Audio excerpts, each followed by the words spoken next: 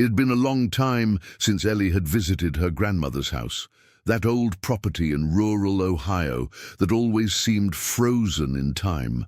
The smell of antique wood, the faded photos on the walls, and that old grandfather clock ticking away with a solemn slowness. Everything there carried an emotional weight that no one in the family wanted to disturb.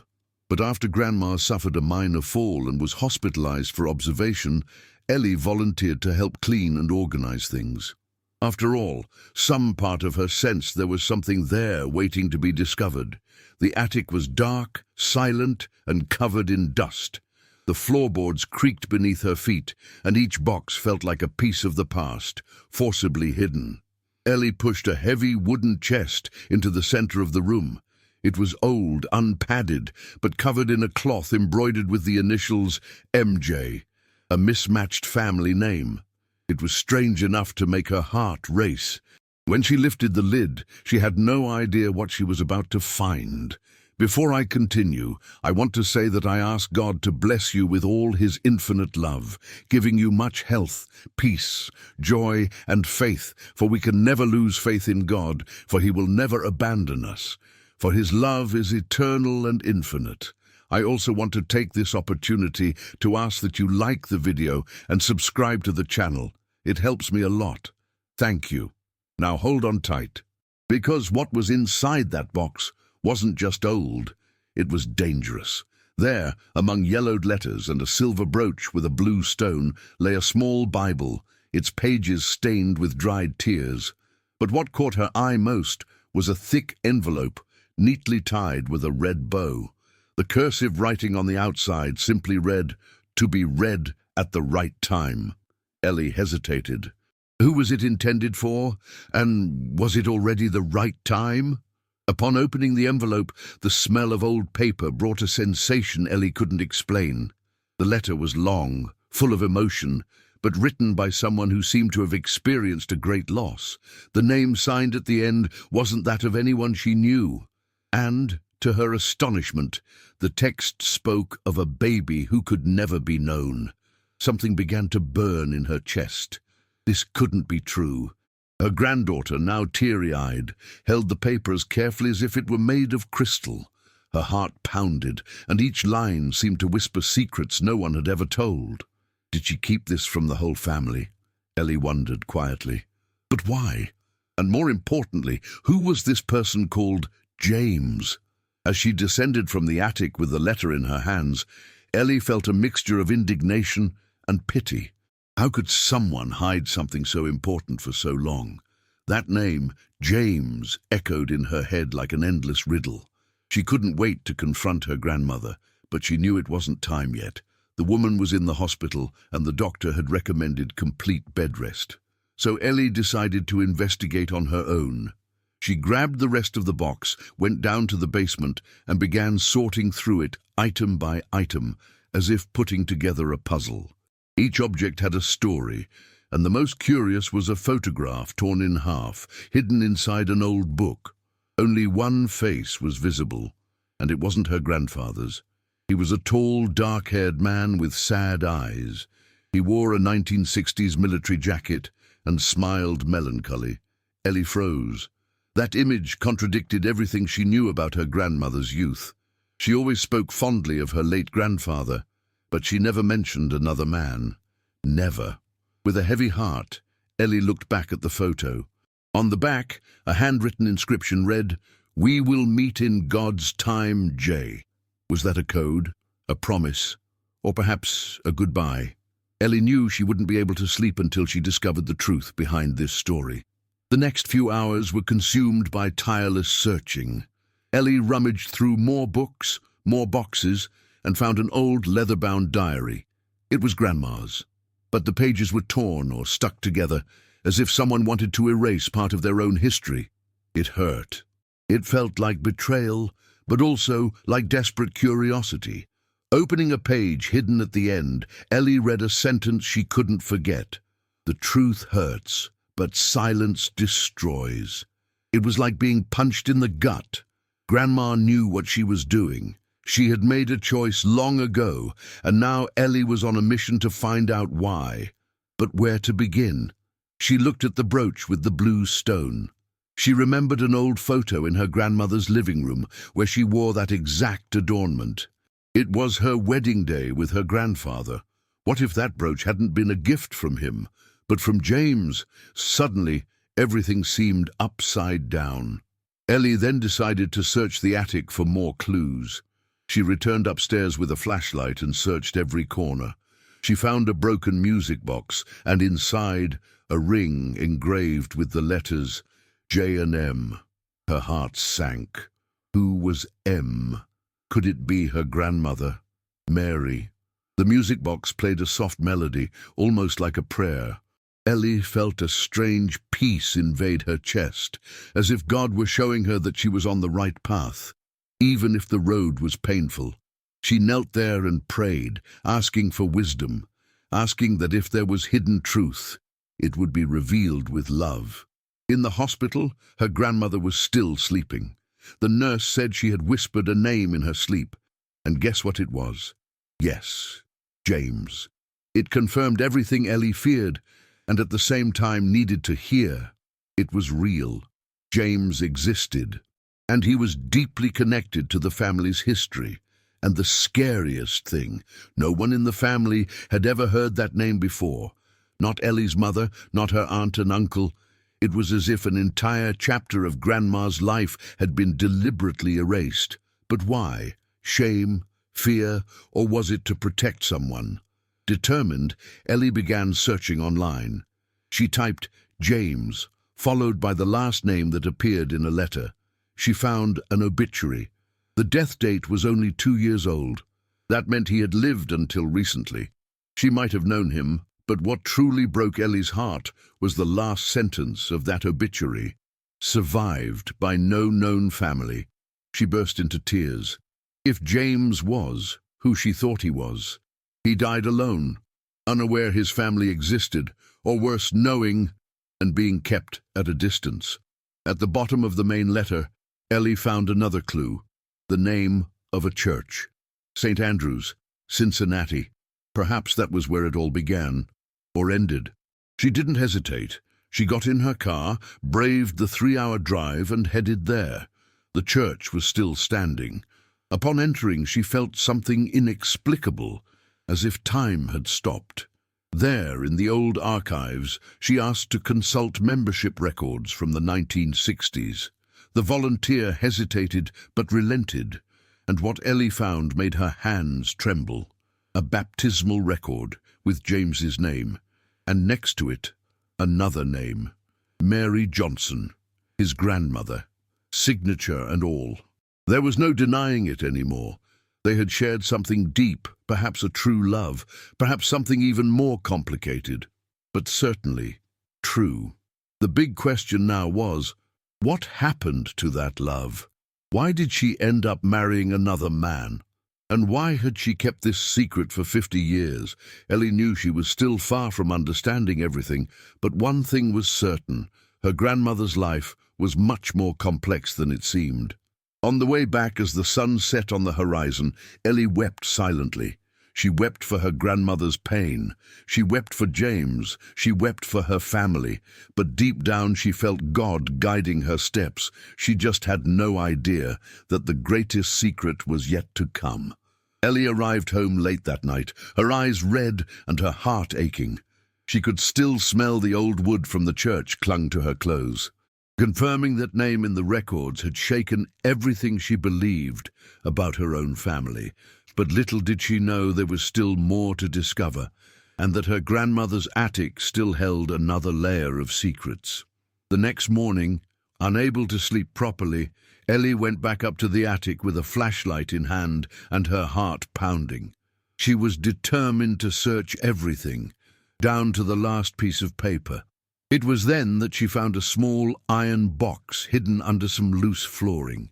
When she opened it, she found dozens of old letters, all without a recipient. The letters were organized by year, beginning in 1963 and ending in 1972. They were love letters, written with such emotion that Ellie felt as if she were reading a diary. The strangest thing, none of them were sealed, and they all looked as if they had never been sent. The words were those of a woman in love, wounded, torn between love and responsibility. The handwriting was her grandmother's, and the texts spoke of longing, of broken promises, of secret encounters under the Cincinnati summer sky. "James, if I could only meet you one more time." It cut Ellie to the core. She sat on the floor, surrounded by letters, and spent hours reading them one by one.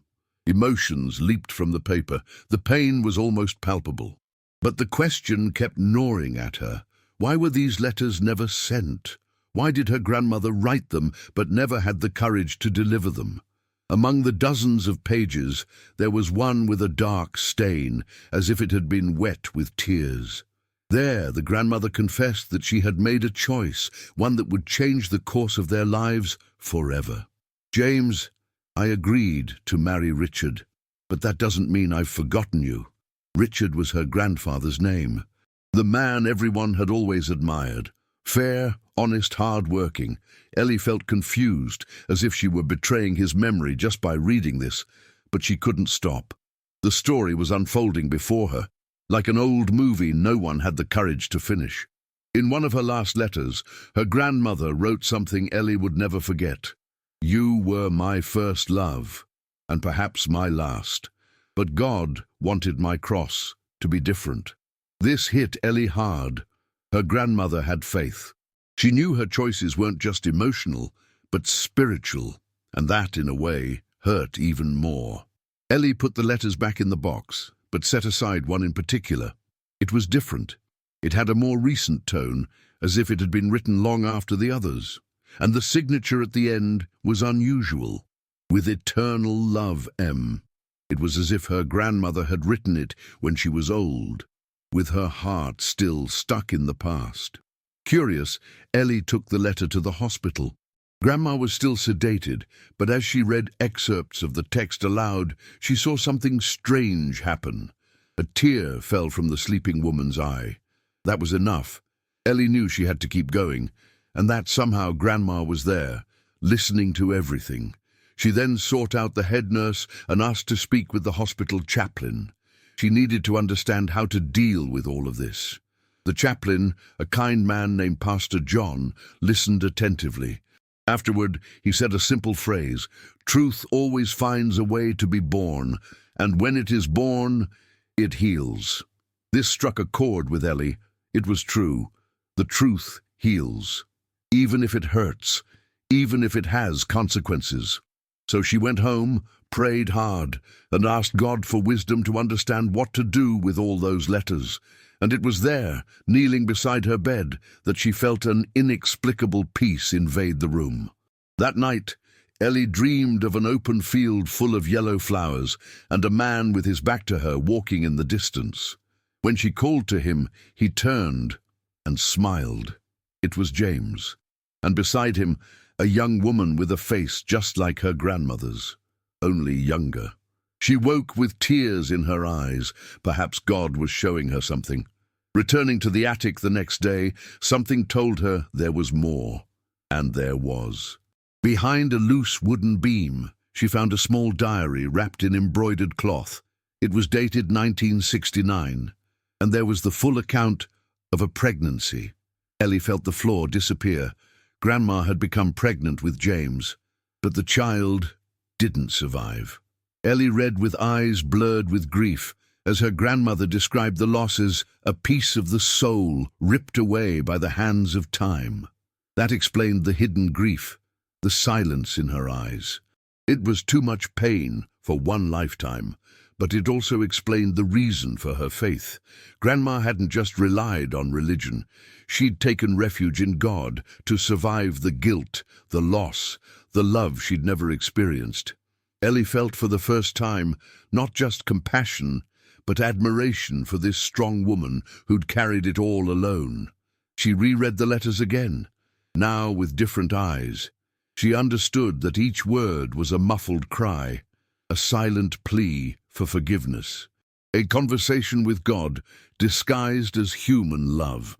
And there, for the first time, Ellie cried, not from pain, but from gratitude for having had the chance to know that part of her grandmother. The letters also spoke of places. One park in particular was mentioned several times. Eden Park. It's in Cincinnati. It was both of their favorite places. And in one of the letters, Grandma said, "If you ever go there, you'll see I still remember it." That was enough for Ellie to get back in the car. Arriving at the park, she walked aimlessly, guided only by intuition. And then she saw it. A large tree with a wooden bench beside it, and carved into the bark, almost faded by time, were the letters M+J. Ellie knelt. She touched the carving as if touching an altar. It was real. It had been real. Right there she said a prayer. She gave thanks for having discovered all of this. She prayed for her grandmother. She prayed for James. She prayed for the child who was never born. She prayed for answers. And she promised she would honor this story with truth and love. And then, as if heaven heard, a gentle wind passed through her, like a hug. On the bench, someone had left a white flower. It didn't look like it had been there long ago. Ellie looked around but saw no one. Was it a coincidence, or did someone still go there all these years later? When Ellie returned home, she found her mother waiting at the door. Her eyes were red. "We need to talk," she said, her voice trembling. Ellie hesitated. Her mother had never known about James, or the pregnancy, or the letters, but there was something in her face, as if she knew more than she let on. "Daughter, there's something your grandmother once told me. I never understood it, but maybe you do now." And then he handed her an old envelope with the same handwriting Ellie recognized. It was another letter, and its contents would change everything Ellie thought she knew about herself. The envelope Ellie's mother had given her seemed too fragile to contain something so powerful. The edges were yellowed, the wax seal partially broken, and it smelled like old paper stored for decades. Ellie held it delicately, as if touching a relic. "Your grandmother told me never to open this," her mother said, her eyes welling. "But something tells me that now is the time." Inside was only one thing, a photograph cut in half. Half of the portrait showed his grandmother, young, with a sparkle in her eye and a white floral print sundress. It was like seeing her for the first time. The other half, however, wasn't there. It was missing. Someone had ripped out the rest of the photo with painful precision. Ellie felt a shiver run down her spine. That image wasn't just a record of the past. It was a living metaphor for what her grandmother tried to hide. Half the truth, half the story, half the heart. All hidden out of fear, shame, or love. She turned the photo over. On the back, a date, July 1964, and a handwritten sentence in blue pen. "That afternoon was our eternity." Ellie had to sit down. The words carried a weight that couldn't be contained in so few letters. It was clear that that moment had been unique, special. But why destroy the other half of the image? Why erase James from that memory? Determined to understand, Ellie went to the house of a great aunt who lived nearby. Donna Beth, her grandmother's younger sister, was one of those ladies who spoke from the heart, and who always knew more than they let on. When she saw the photo, her eyes widened. And then she said something no one had ever said before. "I remember that day.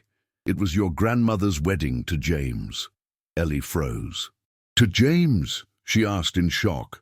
Her great-aunt nodded. "They got married in secret, but it was annulled by the church. It was like it never happened."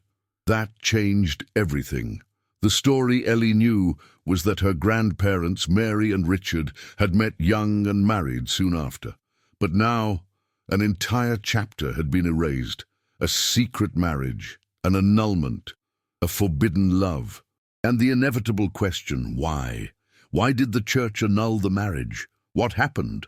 Beth said that at the time, her grandmother's father, a strict and extremely religious man, forbade the relationship.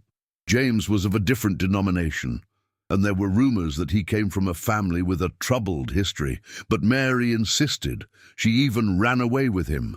But when she lost the baby, everything fell apart. Ellie felt her stomach churn.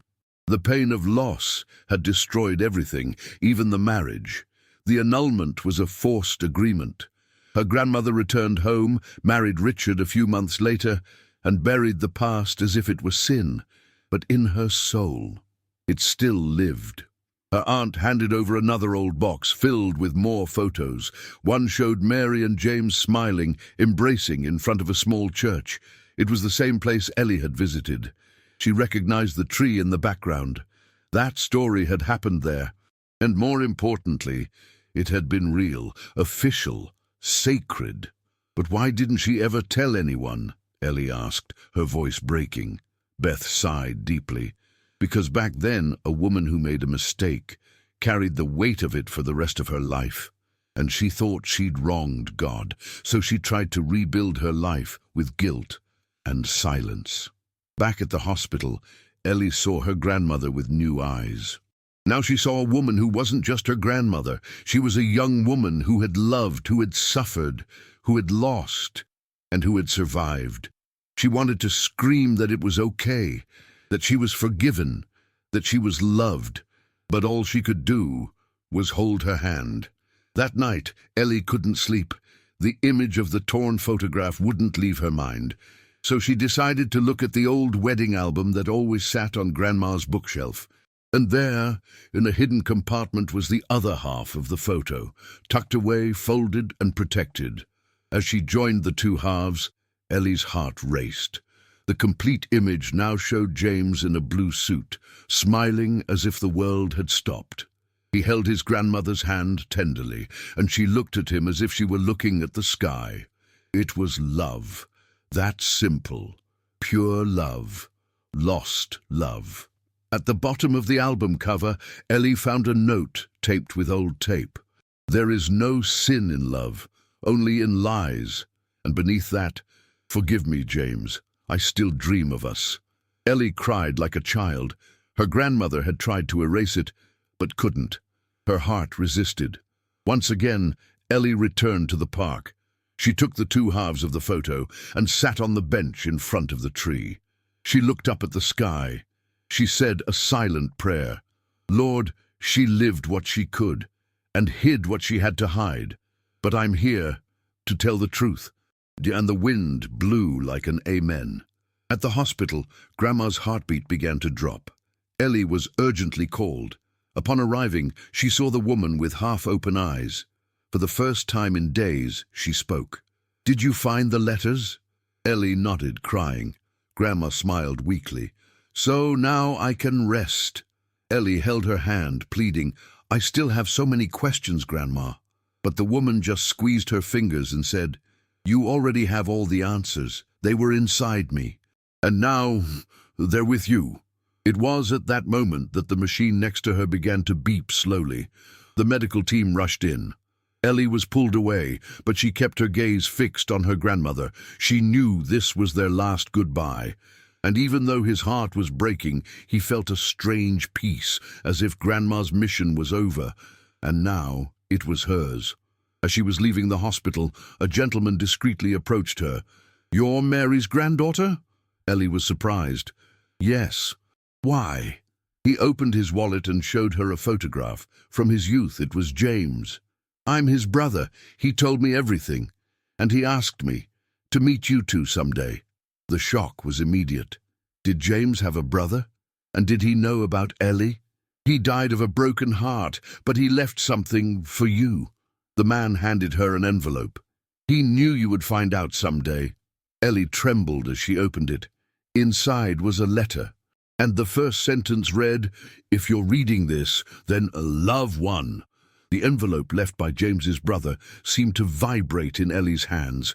It was as if it contained something alive. She walked slowly to her car, sat in the driver's seat, and stared at the sealed paper as if staring at a portal to another time. She took a deep breath, opened it carefully, and then she began to read. If you're reading this, then love has won. Even though time has tried to erase everything, even though the memories have hidden in silence, I waited for you, not knowing who you were, but God knew. The handwriting was firm, yet filled with emotion. James had written that letter to someone he might never meet, but now he did. The letter told everything: his love for Mary, his secret marriage, the loss of the baby, the forced separation. But there was something new, something no one had mentioned before. James wrote that after the breakup he received a letter from Mary saying she might be pregnant again. But then, silence. Ellie froze. It didn't make sense. Grandma had lost a child, but what if it had been another? What if the first loss hadn't been the only one? Her mind began to spin. The time between the breakup and her marriage to Richard had been short, but possible. Possible enough for a life to have begun. James said in the letter, "If you are my granddaughter, know that I loved you before I even knew your name." Ellie felt her eyes burn. The possibility was absurd, and yet it made sense. Everything, the silence, the letters, the hidden photos, pointed to a much greater truth. Determined to find out, Ellie began sifting through old family documents. She pulled out her mother's birth certificate. And that's when something jumped out at her. The name of the doctor who delivered the baby was the same one who signed the records at the church where James and Mary had been married. Coincidence? Maybe. But Ellie no longer believed in coincidences. Searching for more clues, she found an old notebook with her grandmother's notes, recipes, verses, and a torn-out page. In the corner, still held together by the staple, she could read part of a name. Reverend Joss. It was the same name as the church chaplain. Ellie picked up the phone. She needed to get back there. When she arrived at the church, she was greeted by an elderly woman who ran the local library. Ellie asked about the old reverend. "He retired many years ago, dear, but he still lives nearby." She wrote down the address and headed straight there. Every step was a heartbeat for answers. The Reverend was a soft-spoken man with eyes that seemed to have seen too much. When Ellie told him who she was, he stared at her silently for a few seconds, then said, "I wondered when someone from your family would come to me." That sent a chill through her. He knew. "James asked me to keep a copy of a letter, in case something happened to him." Ellie could hardly breathe. The Reverend went to an old safe and took out a wax-sealed envelope. It was intact, with firm handwriting on the back. "Mary, or whoever comes next." It was time to find out. Inside was a letter, but also a birth certificate, one Ellie had never seen, and her mother's name appeared. But the father field was blank. James had written to the Reverend, explaining that Mary had asked him never to look for her daughter, that it was best for everyone, but he couldn't bear it. He asked that if the truth ever came out, this letter be delivered. Ellie trembled. Her mother was James's daughter, not the grandfather she'd known. All of this was crumbling the foundations of her identity, and at the same time giving meaning to everything left unsaid. It was like piecing together a puzzle whose pieces had been tossed to the wind for decades. She drove to her mother's house in silence. The sky was overcast, as if the world was waiting for the impact of the revelation. When she arrived, her mother opened the door with a fragile smile. "Daughter, is everything okay?" Ellie simply nodded. She went in. She sat down. And then he handed her the letter. The mother read silently. Her eyes grew teary, then red. When she finished, she stood still for several long seconds. Then she said, "I always knew something was wrong, always, but she never said anything, and I never asked." The pain was profound, but there was also liberation. There, sitting side by side, mother and daughter wept, for the truth that had finally emerged, for the love that had been lost, for the life that could have been different, but most of all, for the chance to now heal together.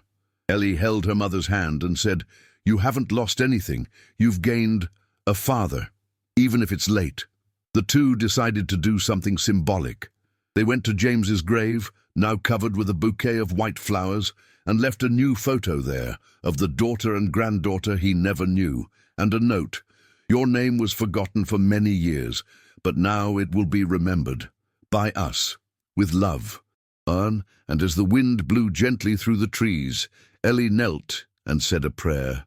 Lord, thank you for guiding me, for revealing, for restoring. May all of this now serve as a bridge and not a burden. But there was still one question that wouldn't leave her mind. Who helped keep all of this hidden? When he returned home, he found something strange in his mailbox. An anonymous letter. No sender. Just a manila envelope with shaky handwriting. Inside was a blank sheet of paper and a photo. An old photo of Mary, with a child in her arms, and in the background a shadow of someone watching. On the back of the photo, 3 words were written in red ink. She knew everything. Ellie froze. Who had sent this? And who was she? The answer lay in the expression on the woman's face in the background. Ellie enlarged the photo and recognized it immediately. It was Beth, her great-aunt. She knew much more than she had let on. Beth didn't answer Ellie's calls that night, and deep down she already knew why. The shadow photo, the anonymous letter, the signature on the back, everything pointed to something much bigger than simple omissions. Beth didn't just know, she participated in the silence. And now Ellie was ready to discover what else the family had been hiding all these years. The next morning, Ellie knocked on her great-aunt's door. When Beth appeared, her eyes betrayed everything. "You saw the photo, didn't you?" she asked bluntly. Ellie simply nodded. The silence between them was so thick it almost felt sacred. And then Beth said, her voice breaking, "There are things we keep hidden out of fear, but fear doesn't save anyone." They sat at the kitchen table, surrounded by cups of coffee and shelved memories. Beth began to speak. She said that Mary, after the loss of her baby, had a brief emotional relapse. That it was Beth herself who took her to the pastor of her former church for guidance. It was there that she decided she would never speak James's name again. Ellie listened unblinkingly. But why this decision? Out of shame? Out of faith? Beth took a deep breath. Out of desperation, dear. The church said that love was outside God's will, and she believed it. The word church began to throb in Ellie's chest. How could a place of healing also be a place of guilt? They then decided to visit the old Cincinnati church again. But this time, Ellie wanted to delve deeper. She didn't just want archives. She wanted to speak to the people who lived through it. Once there, she met an elderly caretaker named Carl, who had been caring for the place for over 50 years. When he heard the name Mary Johnson, his eyes lit up. Ah, yes, the girl with the sad eyes. Carl led them to an old wing of the church, closed to the public, where documents were stored in manually filed boxes. It was there that Ellie found a record that took her breath away. A pastoral notebook with pages dedicated to counseling sessions. And there was Grandma's name, repeated, over and over. The note spoke of maternal guilt, carnal sin, and forgiveness conditioned on full confession. They were harsh, cold words, and Ellie felt her stomach churn. Her grandmother wasn't welcomed. She was judged. And yet, she kept going, Sunday after Sunday, in search of God, even when what she found were men. At the end of the book, a final note dated November 1971, Mary chose silence. She asked that his name be removed from the records. She gave her grief to God. Ellie wept softly. Her grandmother didn't erase James. She gave him away. It was her way of continuing to live. Returning to the church's main hall, Carl led them to a wall of stained glass windows bearing the names of former members. And there, in a forgotten corner, was a window bearing the name James R. Wilson. Ellie touched the glass reverently. He had been there all along, invisible to the eye, but not to the heart of God. Beth then made a confession. I knew she was pregnant again. I was the one who took the letter to the Reverend, but I promised I would never tell. And for all these years, I kept that promise. Ellie didn't know whether to feel anger or compassion. But one thing was clear. The truth was finally coming out. In the church basement, they found a box of old donations. And among the forgotten books and objects, Ellie found a Bible with the name Mary engraved in gold. Upon opening it, She saw a page missing. Jeremiah 29:11. For I know the plans I have for you. Beth revealed that the page had been torn out by Mary herself. She said she no longer believed there was a good plan for her. Ellie swallowed. That hurt more than anything. But when he turned the cover of the Bible, he found a small folded sheet, hidden like a final secret. It was a handwritten prayer. Lord, forgive me for doubting your plan, but help me to be strong, even without understanding. That was like an arrow of light in Ellie's heart. Her grandmother's faith wasn't perfect. It was real. It was human, full of pain, full of conflict, but still a living faith. And there, kneeling in that basement, Ellie prayed for her grandmother, for James, for her own soul, and she asked God to transform it all into healing. Before leaving, Carl led them to the back garden, where a tree had been planted in memory of anonymous members. Your grandmother planted this one. She never said why. Ellie looked at the sturdy trunk and felt as if Mary were there, whispering, tending, waiting. On the way back, Beth held Ellie's hand and said, I should have told you sooner, but today, I'm relieved. Thank you for bringing light. Ellie looked out the window and replied, sometimes the truth comes slowly, but when it does, it illuminates everything. Still, she knew something was still missing. When he got home, he found a white envelope under his door. On it was a single handwritten verse, and the truth will set you free. John 8:32.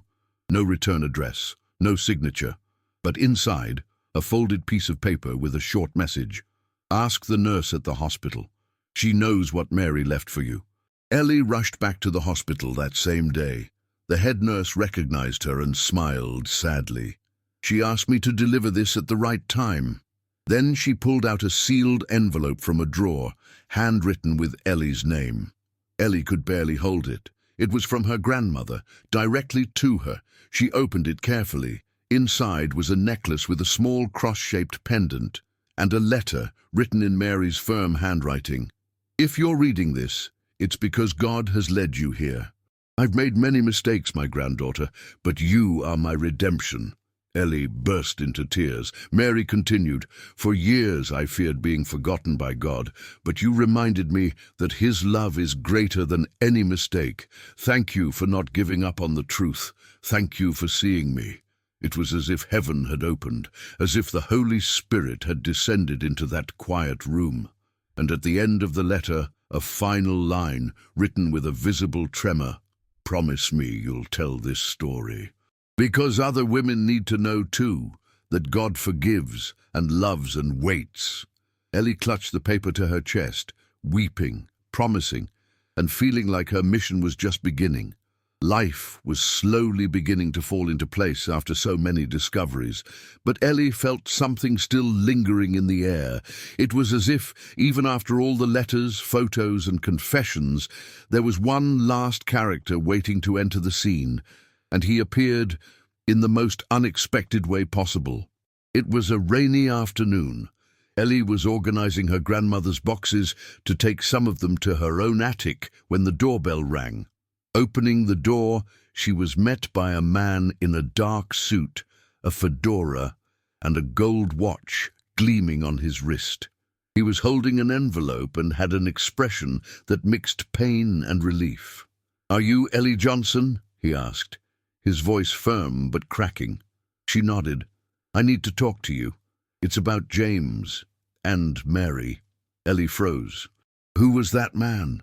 And why were their names being mentioned again by someone she'd never met?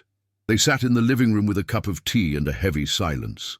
The man looked around as if recognizing the furniture, the paintings, as if he'd been there before.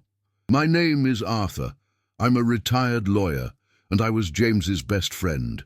He asked me for one last favor, but I confess I took a while to fulfill it.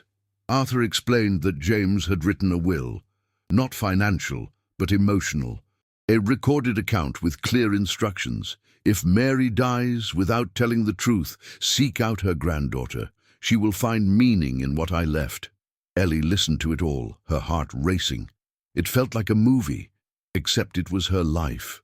The envelope Arthur carried was thick and sealed with blue wax. Inside was a cassette recording and a letter. Ellie didn't have a cassette player, so they used an old tape recorder Arthur had brought with her. As the tape began to play, James's voice filled the room, and something inside Ellie broke. Ellie, if you're listening to this, it's because truth has conquered time.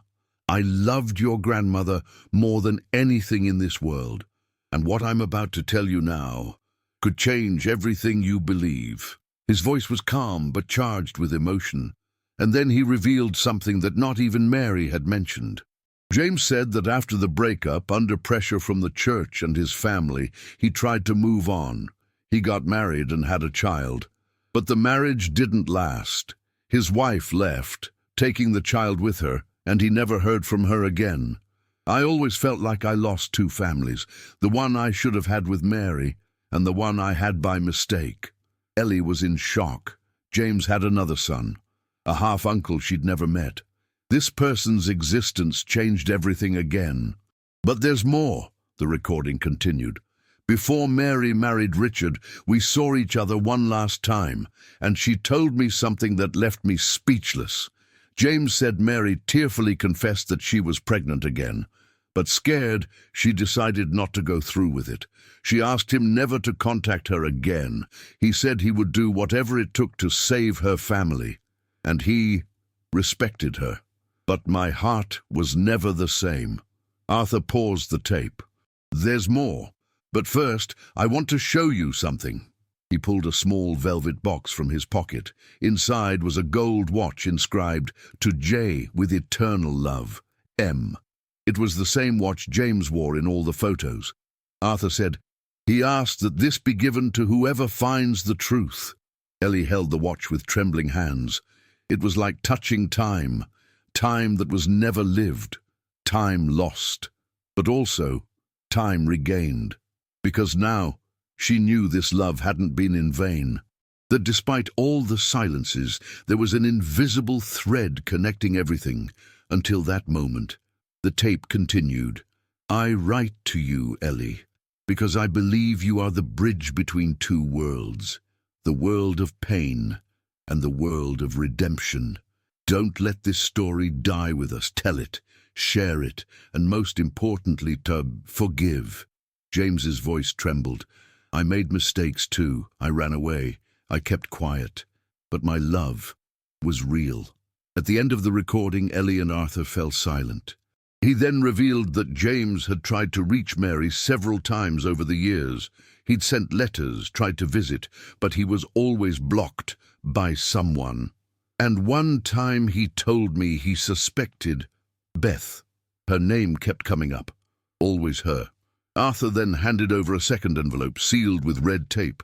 This was a letter James wrote to Mary. It never got delivered.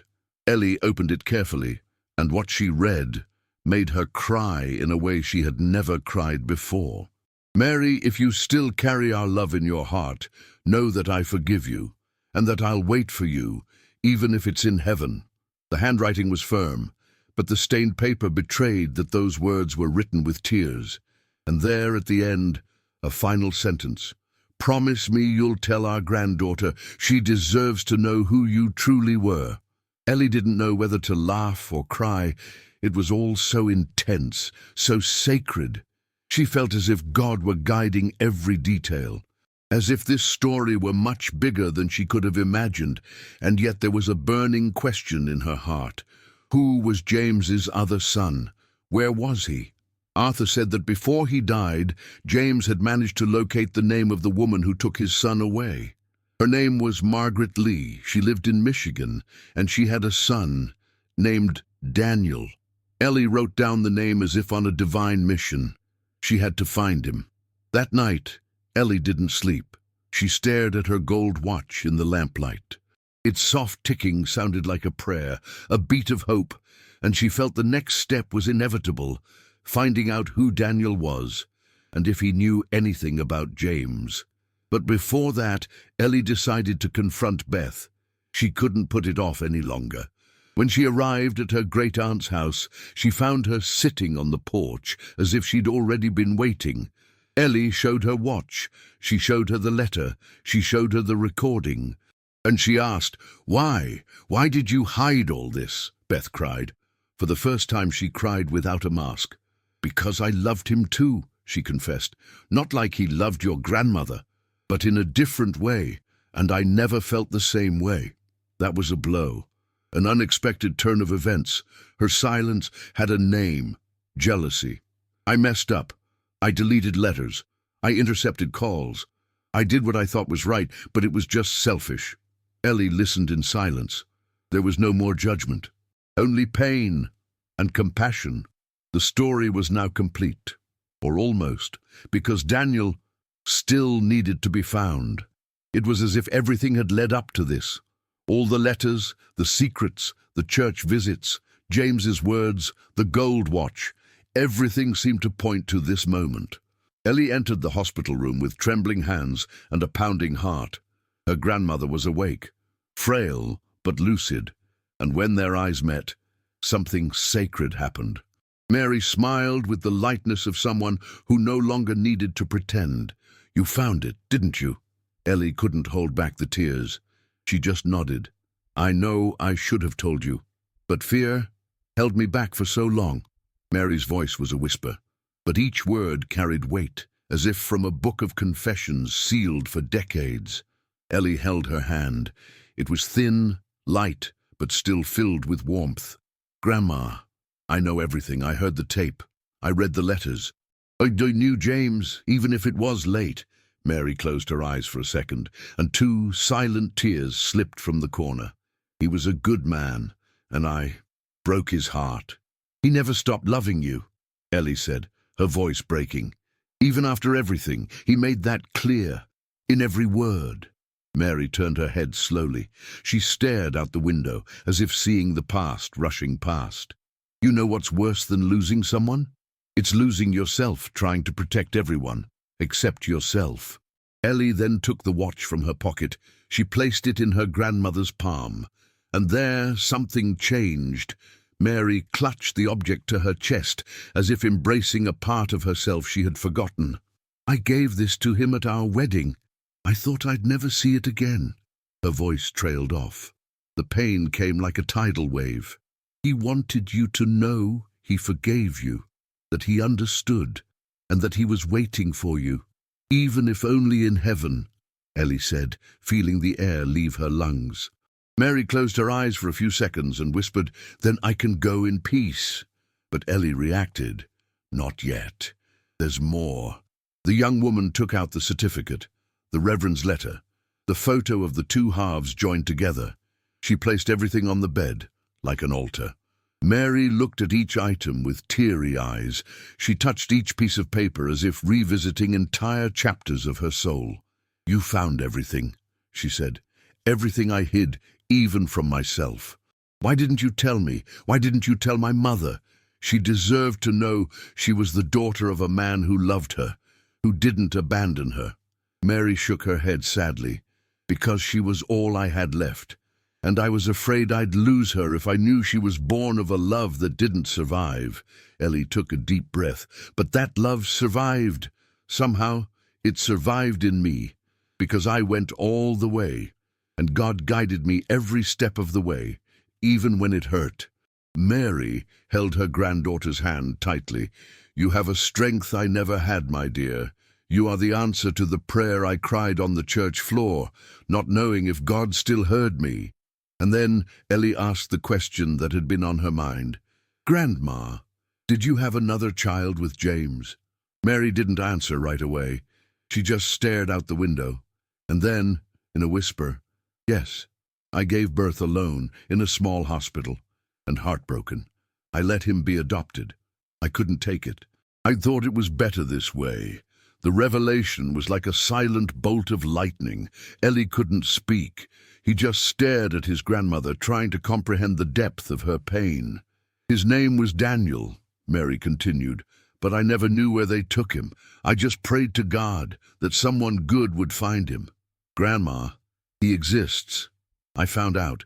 He's James's son. He lives in Michigan, and I'm going to look for him." Mary's eyes widened. "You will?" Ellie nodded. "I have to. For me. For you. For him." The lady smiled, her eyes shining. "Then maybe there is redemption yet." Ellie took James's last letter from her purse. She read it aloud, every word, every promise, every confession. Mary listened as if listening to a lost song.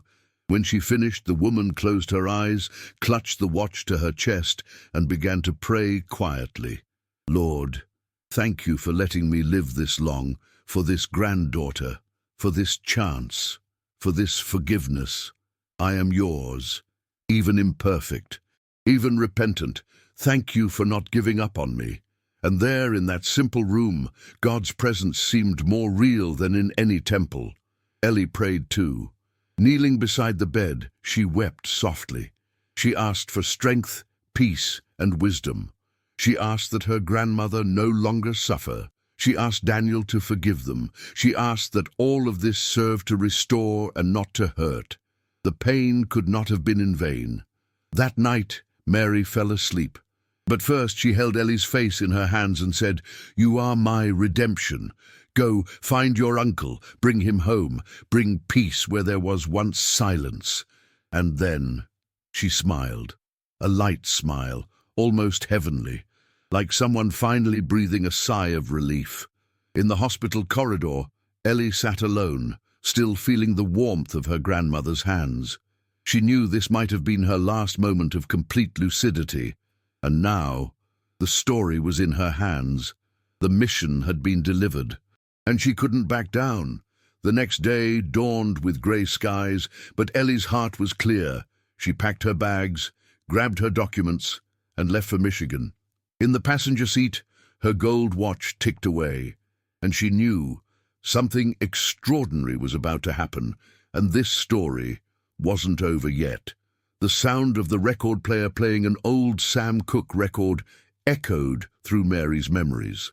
It was the summer of 1962 when it all began. The sky always seemed blue then, and the flowing dresses danced in the wind as if the weather had all the time in the world. Mary was 17, and her heart had just awakened to love. It was at the town fair that she first saw James. He wore a white shirt rolled up at the arms and had a calm but firm demeanor. He worked at his father's stand, selling tools and repairing old radios. When their eyes met, time stood still. It wasn't just attraction. It was something much deeper. It was as if she'd known him from somewhere. They began seeing each other on Sundays after Mass. They would talk under the shade of the park's trees, sharing milkshakes and dreams. James talked about wanting to be an engineer. Mary dreamed of being a teacher.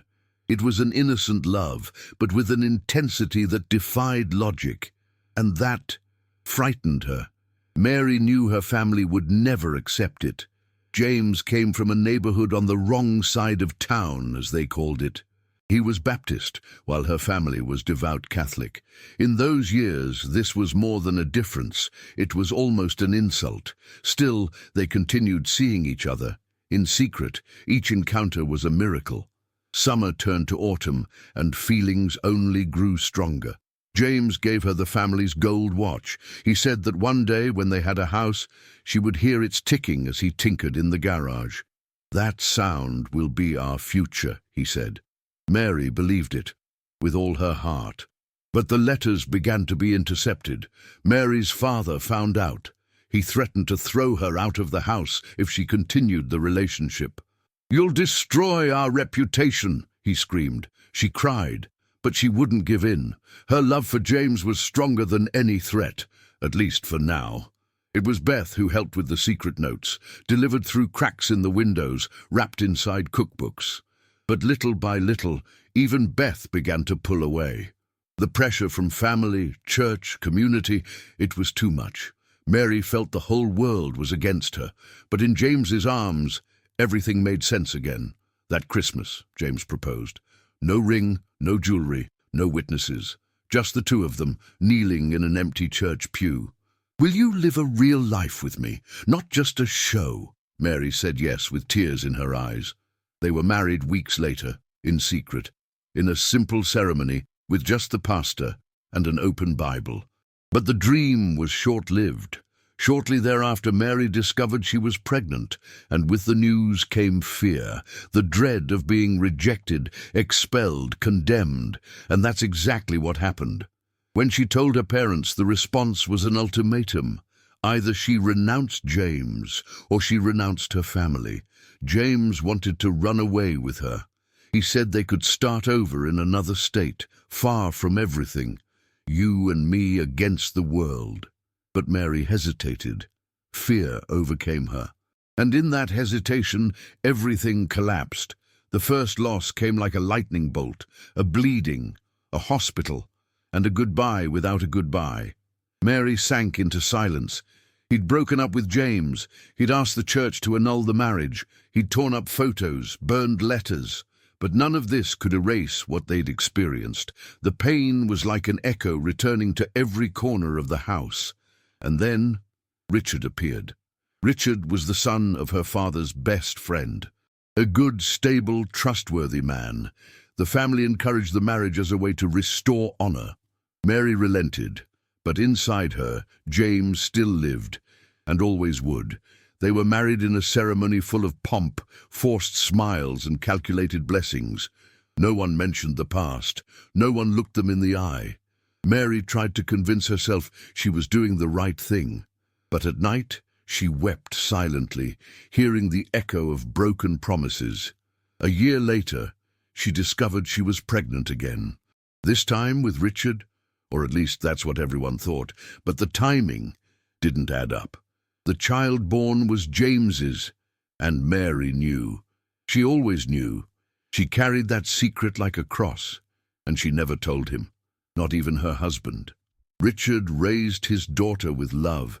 He never suspected, or perhaps he chose not to see. Mary tried to love that marriage, and in a way, she succeeded. But true love, that was buried in the past, or at least, that's what she thought.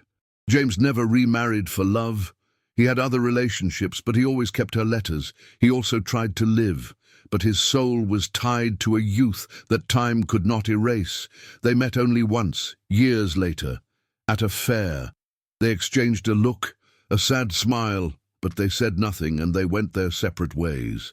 At that time, Mary still believed she had done the right thing. But as the years passed, her doubts grew. "Has God forgiven me?" was the question that echoed in the depths of her prayers.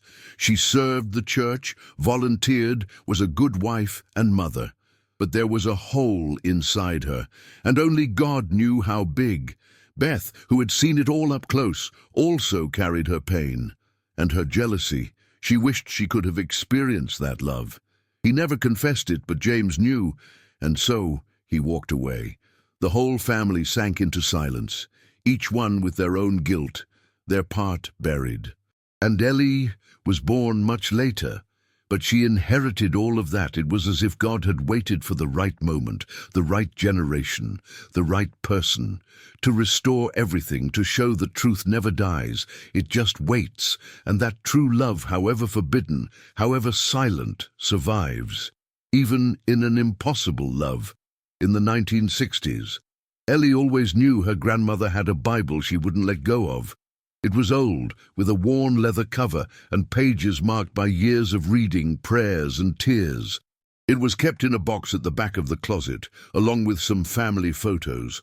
But there was something strange about that Bible, a different weight, as if it concealed more than sacred words. That night, alone in her room, Ellie decided to open it again. She had done so before, but now, with everything she had discovered, she knew she needed to look at it with fresh eyes. She turned the pages carefully, noting the notes in the margins, the underlined verses, and the small pieces of paper used as bookmarks. And then something fell out. It was a thin, folded envelope, hidden between the pages of Isaiah. Ellie gasped. The paper was yellowed and the ink faded, but the handwriting was recognizable. It was Mary's. In the top corner, just 3 words written with painful precision. Only if necessary. Her hands trembled. Ellie opened them carefully and found an official document, an adoption certificate with a child's name, Daniel James Lee, and just below, the birth mother's name, Mary Johnson. There was no father's name. Ellie felt as if the ground had dropped away. The confirmation she sought was there, and it had been hidden in the Bible. But there was more. Attached to the document was a letter written by Mary. It was long, full of regret, but also of faith. If you're reading this, then the truth has come out. How wonderful that God didn't let this die with me. Daniel is my son. I gave him up for adoption in tears, but feeling it was the only way to save him from myself. Ellie wept silently. The letter continued. I prayed to God every day that someone good would raise him. And I prayed that if it were ever possible, someone would find him. Not for me, but for him. So that he would know he was loved, even from a distance. That he was never forgotten. Those words pierced her heart. Ellie finally understood that her grandmother was not only a woman marked by lost love, but also by eternal guilt. A guilt hidden within the pages of the Bible, where she sought God's forgiveness daily. Between the lines of the letter, Mary quoted several verses. One stood out, Romans 8:28. We know that in all things God works for the good of those who love him. Ellie wiped away her tears and repeated the verse quietly.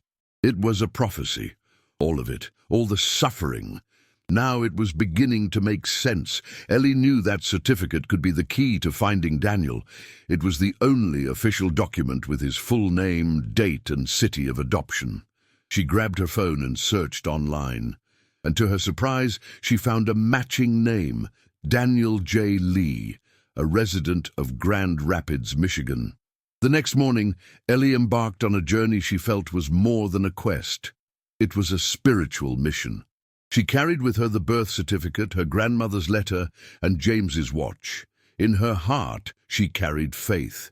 Faith that all this was not coincidence, but providence.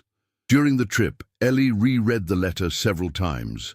The last sentence touched her most. If you ever meet him, tell him that heaven wept when I gave him to you. But now, heaven rejoices to have found him again. It was impossible to contain her emotion. This was more than a secret. It was a bond of love between generations. Arriving in town, Ellie's heart raced. She found the address in a public registry. It was a simple house with a well-kept garden and a dog playing in the yard. She rang the doorbell. A tall, serene-looking man with grey hair answered. Yes, can I help you? Ellie swallowed. Are you Daniel Lee? He nodded, not understanding the reason for the question. Ellie took a deep breath. I think I'm your niece. And the silence was absolute. Daniel stared at her for several long seconds. Is this some kind of joke? Ellie shook her head and held out the birth certificate. Your biological mother's name was Mary Johnson, and I'm her granddaughter. Daniel went pale. He took the paper, read it, then read it again. And then, as if everything were bursting inside him, he began to cry. I searched for years, but I never had the courage to follow through. And now, you came to me. Ellie nodded, her eyes brimming with tears. I came. For me, for her, for you. They spent hours talking. Ellie told the whole story, the letters, James, the Bible, the faith, the guilt, the promise. Daniel listened as if he were hearing his own story being told for the first time. I always felt like something was missing, he confessed, and now it all fits together. Daniel then did something unexpected. He went to his room, grabbed an old box and showed Ellie something she never expected to find, a letter. Written by his adoptive mother, it revealed that he had been secretly adopted and that his birth mother's name was Mary. She wanted me to know, but only when I was ready. Ellie could hardly believe it. Everything was connected, as if God had stitched together every detail with invisible hands. And now the veil of time had been torn. The family was being restored. Mary's prayers were being answered, every single one of them. That night, Daniel showed her a photo album from his childhood. Ellie cried, looking at the boy who could have grown up by her side. But now they could build something new. It wasn't too late. It's never too late when forgiveness is greater than the pain. Before leaving, Ellie handed her grandmother's letter. She wrote this for you and hid it in the Bible because she believed the right day would come. Daniel read it silently. He cried like a child, and then he looked up at the sky. "Thank you, Mom. I know you loved me." And then, like a miracle, the last line of the letter, which Ellie hadn't noticed before, was revealed by the light from the window. "If this paper finds you, then God was stronger than fear." That was it. This story was about faith. Faith that endures. Faith that heals. Faith that unites what time has tried to separate. Ellie's return to Ohio was silent. The sky seemed to watch everything with solemn respect. She carried in her chest a sense of mission accomplished, but also a strange emptiness, as if even after everything there was still one last piece missing. And she was right, because fate still held one last card. Arriving at her grandmother's now empty house, Ellie felt time stand still. Every piece of furniture seemed to speak. Every portrait on the walls told secrets she could finally understand. She went up to Mary's room, opened the dresser where her grandmother kept her most intimate things, and found a sealed envelope with the handwritten date, 10 days before leaving. The name on the envelope was hers. To Ellie. The handwriting was firm, yet shaky, as if written with the last of her strength. Ellie held the paper to her chest. She took a deep breath. She sat up in bed and opened it. Inside was a long letter and a never-before-seen photo, Mary, James, and a baby in their arms. The final revelation. The letter began with a plea for forgiveness. "My dear granddaughter, if you're reading this, it's because God allowed it, because even with all my flaws, He was good to me. He gave me you." Tears streamed down Ellie's face as if they were the last her body could produce. Mary recounted in detail the story of her second pregnancy. "I never lost that baby. I lied. I hid. I gave him up for adoption because I thought it was right. But every beat of my heart reminded me of him, and so I kept this photo. It's the only one I could take." Ellie stared. It was Daniel, baby, in the arms of two broken, in-love young people. The photo said it all. That image carried the weight of 50 years of silence. Ellie touched every corner of the paper with reverence. She knew it was living proof that the love between Mary and James hadn't been just words. It had been lived, even if briefly, even if secretly. In the letter, Mary explained why she never sent this photo or the letter to Daniel. "Because I felt I didn't deserve to be remembered. I was afraid he would hate me, that he would think I abandoned him out of selfishness.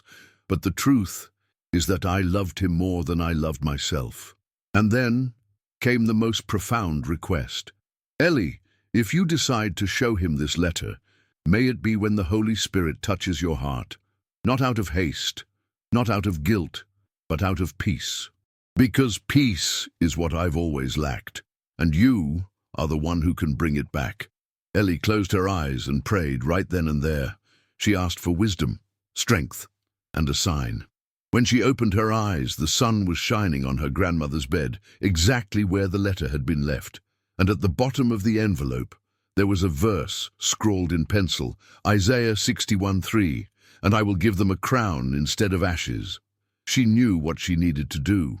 Days later, she returned to Michigan.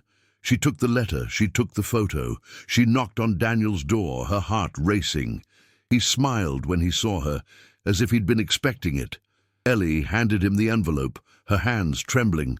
"She wrote this for you, but she never had the courage to send it." Daniel took it with the care of someone carrying a relic. He read in silence. Tears fell heavily, one after another. When he finished, he looked up at the sky. "I forgive you, Mom. I forgive you. And I love you. Even though I didn't know you, I've loved you my whole life." Ellie hugged her uncle tightly. It was as if two generations had met there, making peace with the heavens. The following week, Ellie organized a small gathering in Ohio. She invited everyone: Daniel, her mother, Beth, even Arthur, the lawyer. They sat in Mary's backyard and listened to James's audio recording together, read the letter, looked at the photos, and prayed together. For the first time, a complete family. There, Beth made her final confession. She handed Ellie an antique brooch. It was hers. She gave it to me before she died and said, "This is Ellie's now, because she was the one who cleaned up everything I messed up." The words came with pain, but also with healing. Ellie hugged her. "You too have been forgiven." And then, in a symbolic gesture, they planted a tree in the garden. Beside it, a small plaque read, "Here blossomed a love that time did not destroy." It was the end, but also, it was the beginning of a new story, of a new generation, of a new chance. The next day, Ellie returned to the Cincinnati church. He sat in the back pew, his grandmother's Bible on his lap. Praying silently, he thanked God for every detail, every pain, every secret, every miracle, because yes, it was all a miracle. As she left an envelope on the altar. Inside was a copy of Mary's letter and a new photo, her, Daniel, and their mother, together. She wrote on the front, "Family restored," and smiled, because now peace had finally arrived. Stories like this remind us that time can hide but never erase what was once true. The love between Mary and James, the silences that marked generations, the secrets kept in pain, all of this could have been just another forgotten tragedy. But God forgets no one. Ellie's journey shows us that the truth, no matter how painful, is always the most liberating path. She had the courage to look into her past, to listen to what no one wanted to hear, to open letters, chests, and hearts that had been locked away for over 50 years. And in the end, she found not only answers, but healing.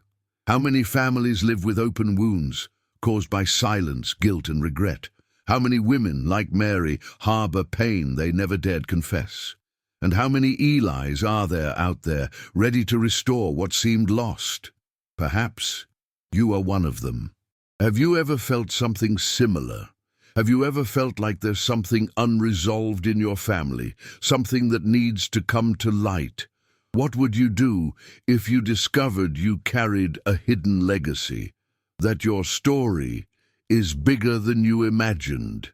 The truth is, we all carry pieces of a larger story, and sometimes God chooses the most unlikely person to begin the healing process, just like Ellie, just like you. And I want to invite you to reflect on this.